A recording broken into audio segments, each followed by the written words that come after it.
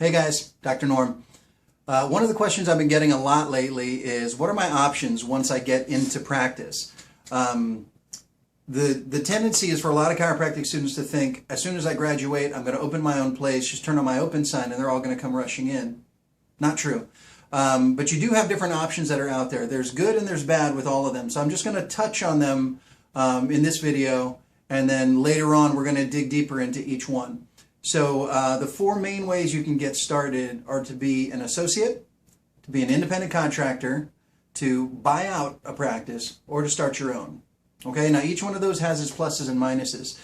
For the most part, the associateship is going to be the safest. So an associateship is where you're the salaried employee. So you come in, you punch a clock, you do whatever that office does. You may or may not have a chance to practice the way you want to practice. So if it's, let's say it's a practice that does activator and you don't do activator. Well, if you're an associate in that office, you got to do activator.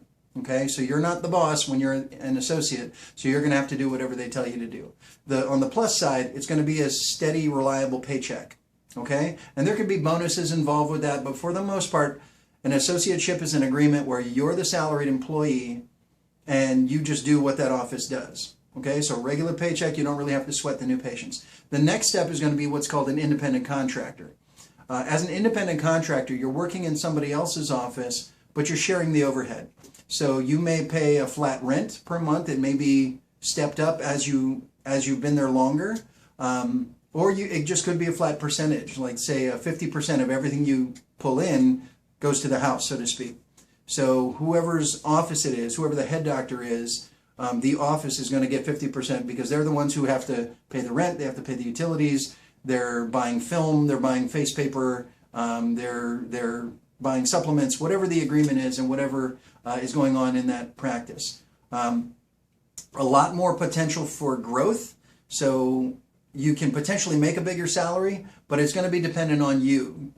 Where the new patients come from are largely going to be based on your efforts. So if you do a month where you've brought in 10 new patients, and let's say, just for the sake of numbers, let's say you made $10,000 that month from these 10 new patients, but half of that goes to the house, you're going to walk away with $5,000. Whereas if you were an associate, you might only make $3,000 that month, regardless of if you saw 10 new patients, 20 new patients, or no new patients. So again, the comparison, associateship, you're going to get that steady paycheck, but there's going to be limited growth. On the independent contractor side, you can potentially take home a lot more, but if you have a slow month where you didn't pull in any new patients, you may make zero that month.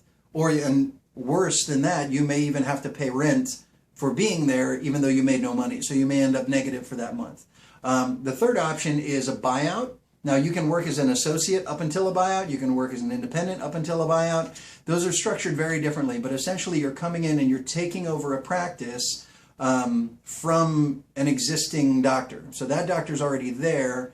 They've created a good reputation. They've already got a good patient base, and you're coming in and buying something that's already running, that's already moving. Okay? Can be good, can be bad, depends on a lot of different variables, more than I can stick in this video here. The last one is if you're going to start your own. Now that's going to be the riskiest because you are starting from scratch. That means you're buying all your equipment, you're having to sign a lease on a new space, you're in charge for all your overhead, you're hiring staff, you're firing staff, you've got to do all your cleaning, all of that stuff. All of that's on you. So you can have a very high payoff eventually once you're able to grow it to that point. But there's going to be several months there, maybe even years, depending, that you're not operating at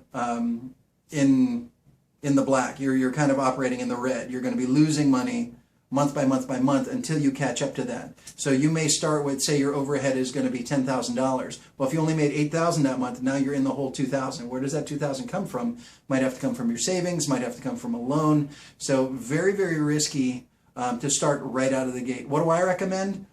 Depends on the person, depends on the student, depends on the grad. I've actually done all four of those, and I've learned more what not to do than what to do.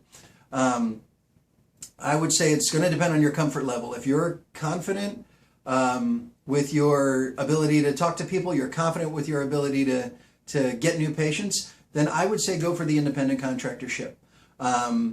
If you're not so confident and you want to learn on somebody else's dime, I would recommend the associateship. That's going to be steady, that's going to be stable, but don't take a salary that's too low, because then you've already got student loans that you've got to pay off, as well as your living expenses. So you don't want to be operating at a loss, but you want to take an associateship that's going to have a high enough salary to make it worth your while.